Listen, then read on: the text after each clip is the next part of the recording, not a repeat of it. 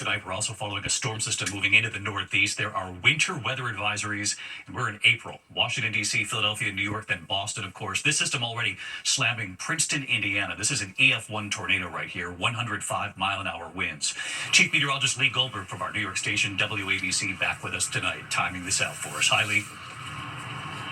Hi, David. A cold rain, a spring snow in the Northeast. The cold rain has started in New York City. All gets underway tonight. Winter weather advisories from the Catskills up to the Berkshires. There's going to be a burst of snow from about 2 in the morning to 10 in the morning. Could put up to 6 inches of snow in elevations above 2,000 or 2,500 feet. This is a coastal storm that's strengthening, a soaking from D.C. to Boston overnight in the midday tomorrow. The rest of the weekend, it's lighter drizzle, but it's raw and it's raining. But before that, 1 to 2 inches of rain along the I-95 corridor. Good news for the drought, but bad for your weekend plans. We warm up into Monday and Tuesday, finally. David? This is spring in the Northeast. Lee, thank you. Tonight to the economy and the markets in China now striking back. Hiking tariffs on U.S. goods arriving in China to 125%.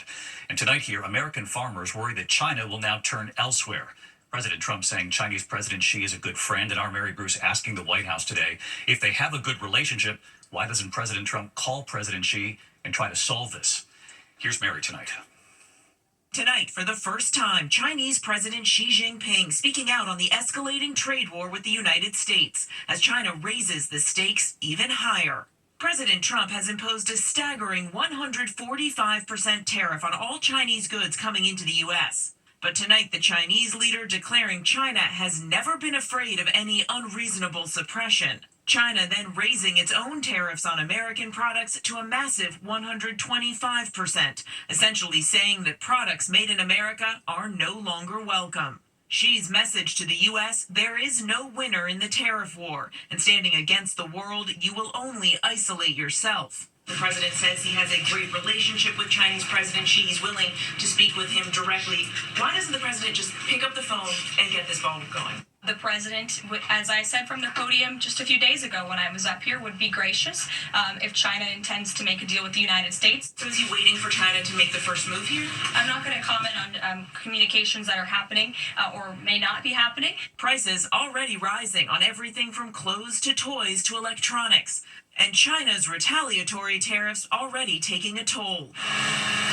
From Illinois to Ohio to Iowa, ABC News speaking with American farmers who rely on China to purchase their crops, like soybeans. China buys more American soybeans than any other country, paying U.S. farmers nearly $13 billion last year. Farmers like Chris Gould in Maple Park, Illinois, telling our Alex Perez he's bracing for a big hit. When we lose our biggest customer, that has a significant impact on us.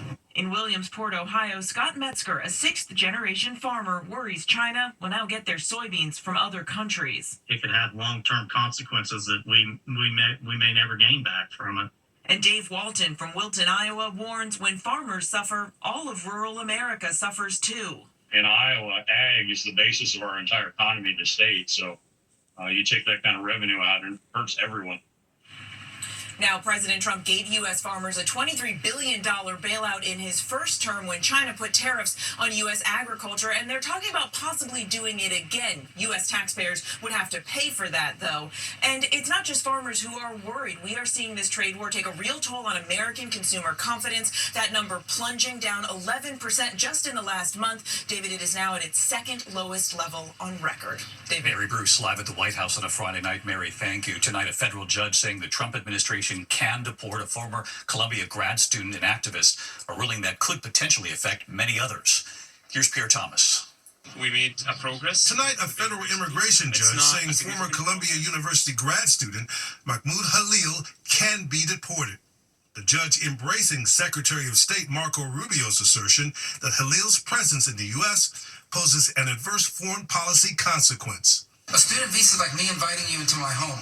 If you come into my home and put all kinds of crap on my couch, I'm going to kick you out of my house. Halil was a student activist and one of the leaders of the protest on behalf of Palestinians during the early days of the Israeli-Hamas war. The ruling could have broad ramifications, suggesting that the Secretary of State could potentially remove hundreds of other international students who were part of similar protests across the country. Halil, who was detained in New York and flown more than 1,000 miles away to Louisiana, addressed the court today defiant. You said last time that there's nothing that's more important to this court than due process rights and fundamental fairness. Clearly, what we witnessed today, neither of those principles were present. Meanwhile, back in a federal courtroom just outside of Washington, D.C., immigration activists were fighting for the return of Kilmar Abrego Garcia, a husband and father mistakenly taken to El Salvador's most notorious prison last month. Tensions running high that the judge clearly frustrated that the Trump administration had zero information about Abrego Garcia's living conditions or status. Judge Polizinas repeatedly asking, where is he and under whose authority? The government's lawyer responding, Your Honor, I do not have that information. Are you concerned about his condition? Very much so. It's really distressing to me. Today, armed with a Supreme Court ruling from last night calling on the government to facilitate Abrego Garcia's return, the judge demanded to know how the government planned to make that happen. David, sitting in that courtroom, I could plainly see the judge was exasperated. She ordered daily updates that must be provided by someone with direct knowledge. David? Pierre Thomas, live in Washington. Pierre, thank you. Now to another court and a dramatic hearing playing out today in Los Angeles. A packed courtroom, the Menendez brothers, part of the hearing, making a bid for freedom and what was shown in court. And tonight, the family member who has not sat down for an interview in decades and what she tells our Matt Gutman.